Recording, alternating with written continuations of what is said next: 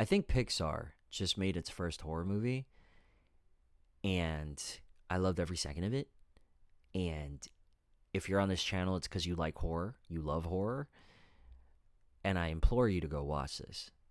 Please.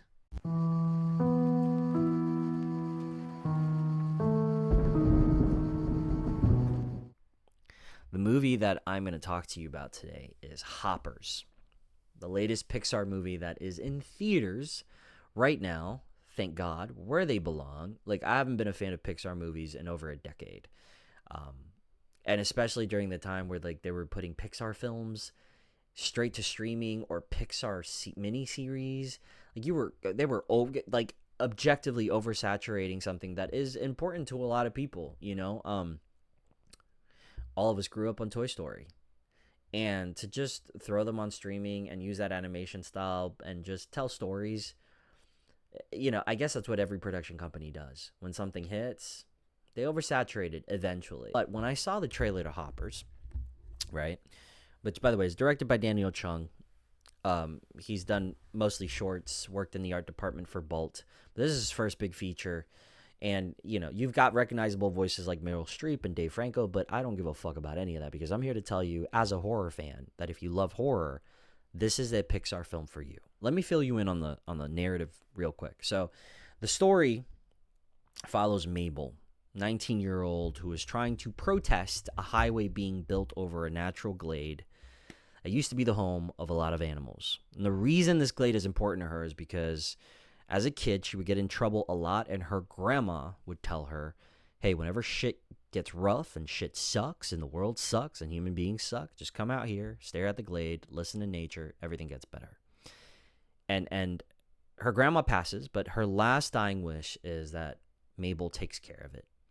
So she takes that shit to heart and has been fighting the mayor on this highway for what seems to be a few months in the film. They have this, whenever the mayor and her see each other, they have this very Western moment where the camera closes in on their eyes and, it gets quiet for a second and they just start screaming at each other and you can barely tell what the fuck they're saying, but it's hilarious because you can tell that they've been doing this a lot. And so she comes up with this brilliant idea. See, if the glade that they're building over is inhabited by animals, then legally they can't build structures over it. But the glade is empty. So she decides to use this mechanical robotic beaver. I won't tell you how she gets it. It's part of the fun. But she gets this beaver, this mechanical beaver, and she puts her subconscious into the beaver. And now she is the beaver. She can understand animals, and she goes off to nature to try to convince all the animals to move from where they are back into the glade so that the highway isn't built. And what's funny about all these animals is when the cast is insane. Like, the animals themselves, the personalities that they inhabit, how they are, is hilarious. The way they interact with each other, the way they've learned to live amongst one another, despite there being a food chain that they all obey, which is hilarious because there are moments in this film where like the whole thing is, if you gotta eat, you gotta eat, but we all love each other here. And they're just so willing to be eaten because that's just nature. And the way that that's presented and then the moments that you see that happen, it's some of the funniest shit I've ever seen in a Pixar film. Because it's not just humor that's catering to kids. It's not trying to do anything to cater. It's just trying to give you good humor. Situational humor that is all the funnier because it is dark. There's one character in particular, the bear, that I love. And what's funny is, like, bears, any big character in any movie is usually played as a dumbass. And the bear is not. And the bear is one of my favorite characters in this movie. He is incredible.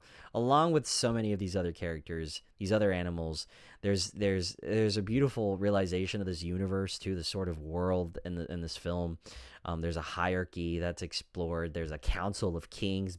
Every species has kings, and that's explored. There are these rules, the way that they all live together. I mean, it's such a creative world, and it's so fun to sort of see how it works systemically amongst themselves. Genuinely a fucking hilarious movie. But what's crazy to me is the tonal shift this movie takes halfway into its runtime. The movie's about an hour and 42 minutes. And I think just around that 45-minute mark, the movie turns into a straight up Goosebumps tale from hell.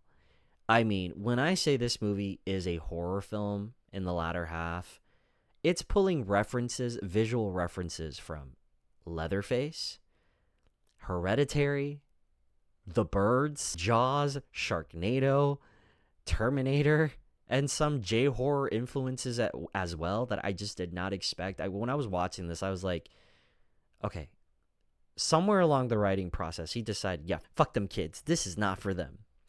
Like, I see this being as a gateway horror movie for like an 8-year-old to 10-year-old minimum. Like, if you want to introduce them to horror, have them watch this movie, because it's not just subtle.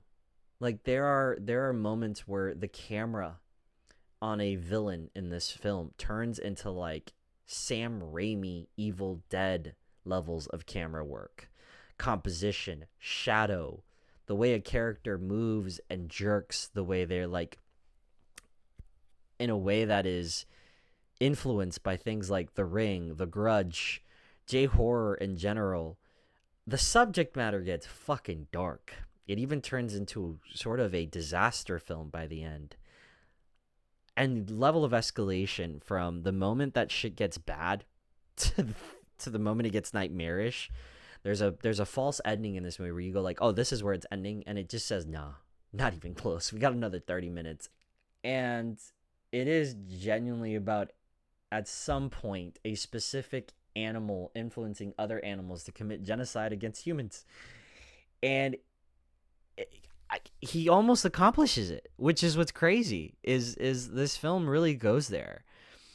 And again, there are scary visuals in this. There are visuals in this, that I just don't see any kid walking in and not suddenly feeling uncomfortable, because it really leans into it. And I feel like Daniel Chung originally wanted to make like a legitimate horror film for Pixar, and Pixar's like, listen, you have to give us something we can sell in a trailer. If you can do that, we'll give you the latter half of this film the latter half of this film's runtime to turn it into the horror film you want. And he goes, all right, bet. And the movie is already weird. The concept in itself feels very different from anything Pixar's ever done. Encanto, Helios, Red, Inside Out 1 and 2. Like, these films are coming of age stories.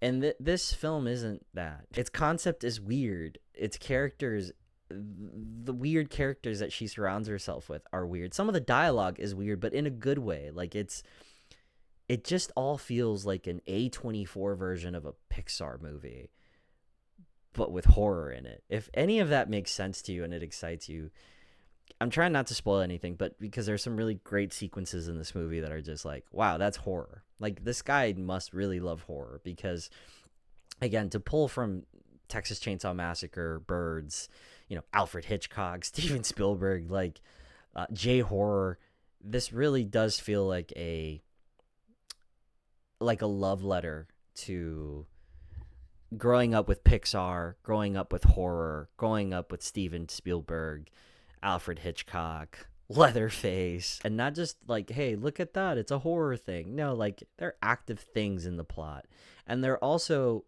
done well. It's not just, I'm excited because there's a reference. No, like, these are references that are done with love and care. The cinematography is in there, the shadow work, the lighting, like, it's all there, and it knows what it's trying to do, and it knows. And I just can't believe that the trailer didn't show any of it, which is what's awesome. So if you're a horror fan, go watch Hoppers. I promise you will not be disappointed. And then come back in the comment section and tell me how right I was about this film. So yeah. Anyway, that's it on that one. I bet you didn't have me reviewing a Pixar film on your bingo card, but this is a horror channel, and that is a horror movie. So I really wanted to bring it to people's attention in case they were writing it off, because it's genuinely a great movie. Anyway, stay tuned for more reviews. I got quite the lineup for the next couple of days, so I'm excited for those. Friendly reminder, go over to my gaming channel, Cosmic Controller. here. And stay tuned for more playthroughs of more episodes of Resident Evil Requiem. Having such a beautiful time playing that game. Taking my time with it. I don't want to rush it like these bozos. I want to take my time, smell the zombie blood, And that's it. And you know the drill. As always, I will see you at the movies.